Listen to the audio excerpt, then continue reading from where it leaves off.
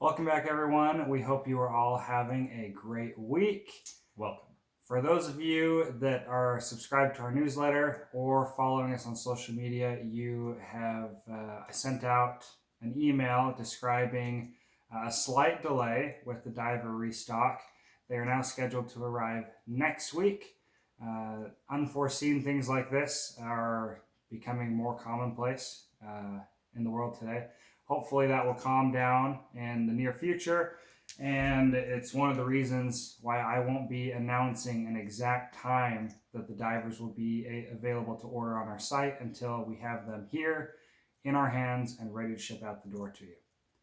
So I wanted to discuss something that kind of goes hand in hand with us restocking the divers. The more response that we get for the divers, the more I fear they will sell out very quickly. I could be wrong. It's hard to tell. This is our first piece, but it's something. Having units out of stock is somewhat commonplace for microbrands, and there's a reason for that. I see a lot of discussions in the comments on videos for other microbrands. You know which ones they are. They're always sold out. And I've seen the views of why is it these brands are always sold out. And the reason is a lot more complex than you might think. There's a few different factors that go into play.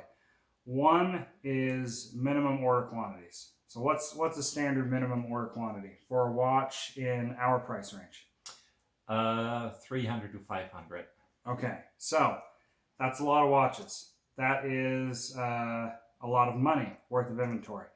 And depending on the size of the micro brand, that may be something that a brand's not able to turn over very quickly. So let's say a brand sells out of pieces and they have the capacity to sell 100 to 150 more pieces within a short amount of time. That's something that needs to be calculated, because either you put the money towards investing into more inventory for current pieces or developing future pieces, and it becomes somewhat of a balance. With this being our first piece, we still have yet to get accurate projections on demand because it's our first model. So that's something that we'll be gauging with the restock, how fast they run out. Another reason is resale value. That's something that's very important to, I know, a lot of watch owners. A lot of watches, maybe they won't stay in your collection forever. And with the dollar item as high as $400 to $500, that's a factor that many take into consideration. And if you have an overabundance of inventory, that kind of tanks the resale value. That's something that at this time we're really proud of. I've seen some of our watches go slightly above retail, which is amazing to us. And that's something that we want our customers to have an assurance in, to where you buy the watch and let's say months down the road, a year down the road, you want to clear it out, make room for another watch in your collection. You'll have the ability to do so with relative ease. On the other hand, you can take that too far, and this is another thing that certain brands are notorious for, to where the watch is selling far above resale value.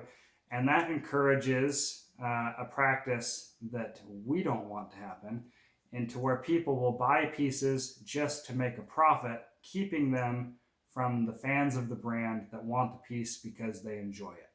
And that's our true goal. So that's kind of a really watered down from a brand's perspective on why inventory is the way it is, why micro brands tend to be sold out, especially the ones that people want to purchase the most. And it's more complex than just buying more pieces. This is all stuff that brands take into consideration. It's something we take into consideration. And it's not only our interest that's at heart, it's also the customers who currently own our piece. We don't want to tank the value of customers' pieces by flooding the market with hundreds of more pieces. That's something we think about. So that's something we'll be gauging going forward. Just so you're aware, though, for those of you who have been waiting, if you happen to miss out, if these pieces do sell through immediately next week, we will be doing another run of pieces later in the summer. So that's something you guys can look forward to. That aside, we have something cool we want to share. My dad has this piece. It's from 1996. 96, 97. So he's going to tell you a little story of this piece. This is a watch from Swiss Watch Company. My dad had this piece made when I was very young. And he's going to kind of share you the story behind this piece and how we have it in our hands right now. Okay. This was the first watch that we designed for the Marine Corps as well as for firefighters, making it a everyday watch that is durable and should last for a long time. We still maintain these watches after 25 years without a problem. And so I just wanted to show you a little bit how the watch looks like after 25 years. This particular watch has been worn every single day because the person that owns it received it as a retirement gift, and he will not part from it. I believe he's now 75 years old and wearing it proudly every single day, and he sends it back to us every about 3 or 4 years with a battery exchange and the servicing. And yeah, so let's show this. Yeah, we can flip the camera around, and just to emphasize, this is a watch that is in from a customer. Kind of to toot our own horn here. This watch was bought a couple decades ago. We're still servicing them. I know that's another risk factor that many look at with micro brands is longevity.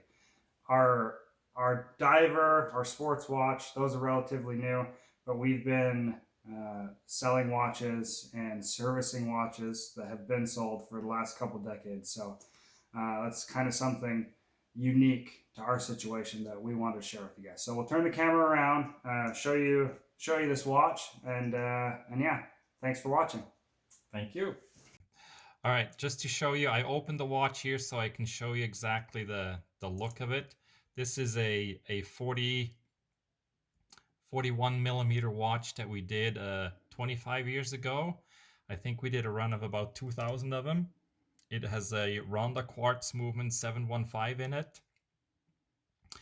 And after 25 years, the movement is still running strong. We change the battery every 3 or 4 years when the battery needs changed. The crystal is sapphire, and so there's still no scratches on it. The bezel is still rotating nicely. The crown still locked in. What will show you how old it is, if I look at the backside here, this used to be brushed.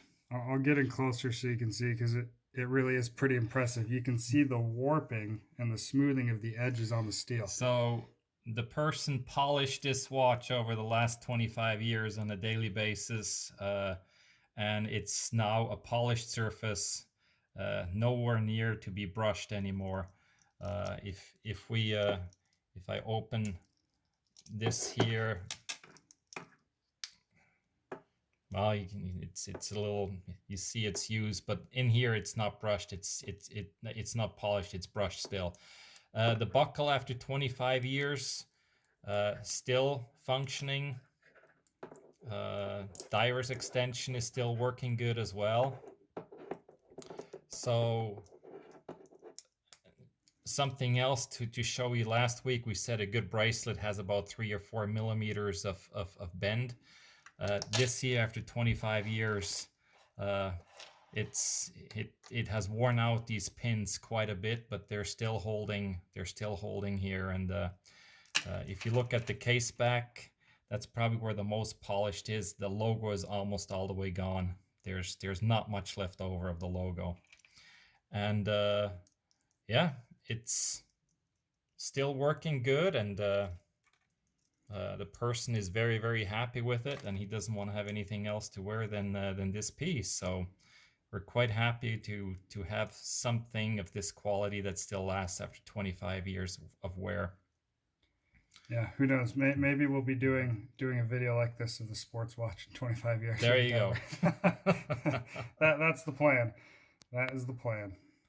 So just to know, the the people that wear these watches are working in environments that are probably as tough as tough can be. So Marines as well as firefighters, I have a brother-in-law who's been on the force for 25 years, and he has this watch as well, and it still works fine. And you know, looking forward to hopefully servicing your watches in the future at some time, where you see after 3-4 years, well, it's time to send it in, and we'll gladly follow through with that as well. All right, hope you enjoy this. Thank you, guys.